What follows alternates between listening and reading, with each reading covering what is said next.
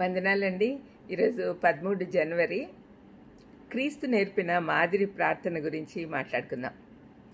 యేసుప్రభు నేర్పిన ప్రార్థన అందరికీ కంటతా వచ్చు కదా, పరలోకమందున మా తండ్రి అని మొదలు పెడతాం కదా. అయితే అది అలవాటుగా చేయకూడదు, అది ఒక మాదిరి ప్రార్థన. ఎందుకంటే ఇప్పుడు నేను చెప్పే మాటలు మీరు వింటే అర్థమవుతుంది. లూకా సువార్త 11:1 ప్రభువా, యోహాను తన శిష్యులకు నేర్పినట్టుగా మాకును ప్రార్థన చేయమని ఆయనను అడిగాను. శిష్యులు యేసుప్రభుని అడుగుతున్నారు. బాప్తిస్మిచ్చి యోహాను మనం మామూలుగా ఒక ప్రవక్త అని, ఒక హతసాక్షి అని గుర్తు చేసుకుంటాం. కానీ యేసుప్రభు శిష్యులు అతన్ని ఒక ప్రార్థనాపరునిగా జ్ఞాపకం చేసుకుంటున్నారు.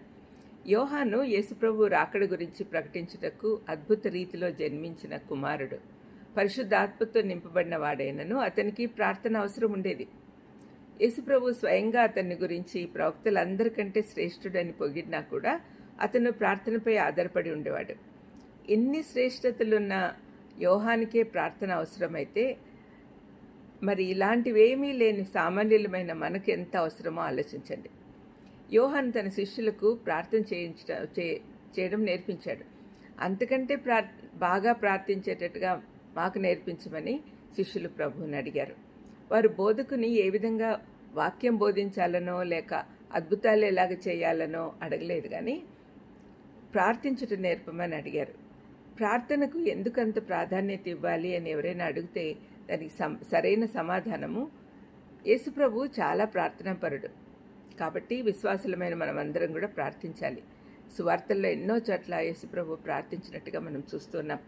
ప్రభు పరిచర్యలో ప్రార్థన ప్రధాన అంశమైనందున తన శిష్యుల పరిచర్యలో కూడా అది ప్రధానంగా ఉండాలని కోరుకుంటాం వల్ల వారి అభ్యర్థన స్పందించి ఒక మాదిరి ప్రార్థన యేసుప్రభు వాళ్ళకు నేర్పిస్తూ ఉన్నాడు.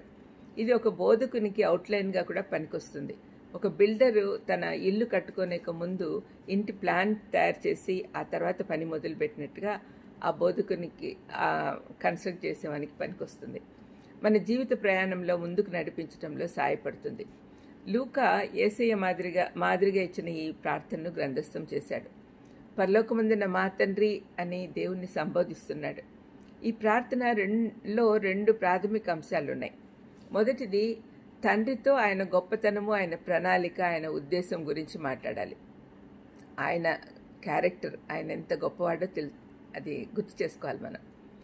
నీ నామం పరిశుద్ధపరచబడును గాక, నీ రాజ్యం వచ్చును గాక, నీ చిత్తం నెరవేరును గాక అనేది మొదటి భాగం.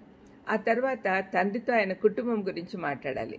మనమంతా ఆయన పిల్లలం. మన అవసరాలు, పిల్లల అవసరాల కొరకు వనరులు దయచేయమని, క్షమాపణ, భద్రత గురించి విజ్ఞాపన చేస్తాం. అనుదినాహారం దయచేయము, మేము ఇతరులను క్షమించేటట్టు చేయి, శోధనలోకి తేకము. ఈ ప్రార్థనలో క్రమం చూడండి. మొదట యేసయ్య దేవుణ్ణి స్తుతించాడు. తర్వాత తన విన్నపాలు ఆయన ముందు పెట్టాడు. ముందు స్తుతిస్తే ఆ తర్వాత సరైన విధంలో మన అవసరాల గురించి చెప్పేటందుకు మనం సిద్ధపడతాం. చాలాసార్లు మన ప్రార్థనలు షాపింగ్ లిస్టులాగా ఉంటాయి. దేవునితో మాట్లాడడం మర్చిపోతూ ఉన్నాం. మనలో చాలామంది ప్రార్థనను కృతజ్ఞతలతో, స్తుతితో మొదలు పెడతారు. తమను కాపాడినందుకు థ్యాంక్స్ చెప్పి ఆ రోజు కాపాడమని, అవసరాలన్నీ తీర్చమని అడుగుతారు. ఆయన నేర్పిన ఈ మాదిరి ప్రార్థన మనమందరం నేర్చుకుందామా? ప్రార్థన చేసుకుందాం. దయమైడా యేసునాయనా, స్తోత్రం స్తోత్రం ప్రభా, ఎంత గొప్ప దేవుడవు తండ్రి, స్తోత్రం ప్రభా. తండ్రి, మాకు అవసరాలన్నీ మీకు తెలిసినాయన, అవన్నీ నెరవేర్చమని యేసుక్రీస్తు నామమున వేడుకొంచున్నాను తండ్రి. ఆమేన్. ఆమేన్. God bless you.